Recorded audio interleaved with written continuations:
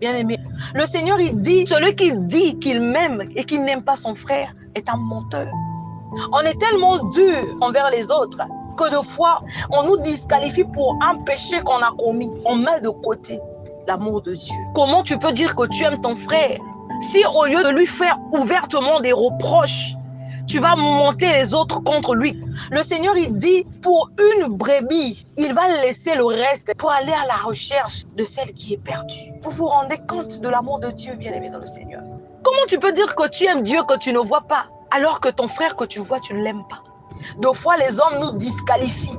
On a découvert une de tes faiblesses. On dit, ouais, voilà, Dieu l'a démasqué. Or, il était comme ça. Mais qu'est-ce qu'on gagne si une âme se perdait? On a besoin de prier les uns pour les autres.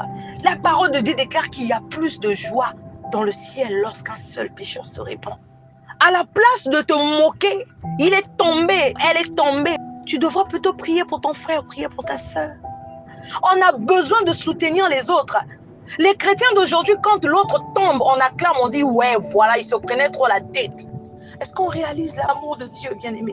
Qu'est-ce qu'on gagne si ton frère ou ta sœur, qui était tout le temps en prière et qui commence à faire tout ce que je connais de mal là, et puis tu commences à clamer les chrétiens d'aujourd'hui, ce qu'on est devenu. Oh, je prie que Dieu nous pardonne. Qu'est-ce qu'on gagne si ton frère ou ta sœur, tu l'as connu dans la prière? Vous vous imaginez? Il y a plus de joie dans le ciel lorsqu'un seul pécheur se répand.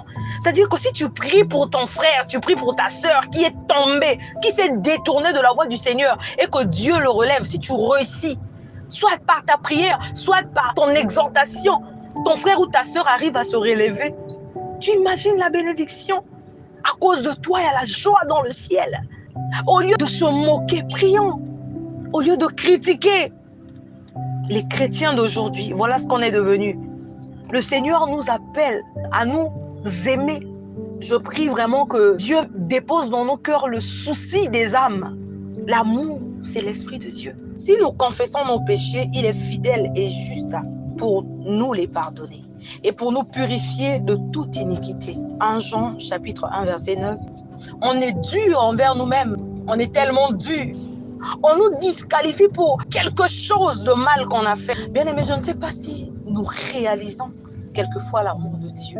La Bible déclare que car Dieu a tant aimé le monde qu'il a donné son Fils unique afin que quiconque croit en lui ne périsse point mais qu'il ait la vie éternelle. Vous vous rendez compte que Dieu dépose l'amour en nous? Parce que l'amour, c'est l'Esprit de Dieu. Que Dieu nous relève, que Dieu nous pardonne.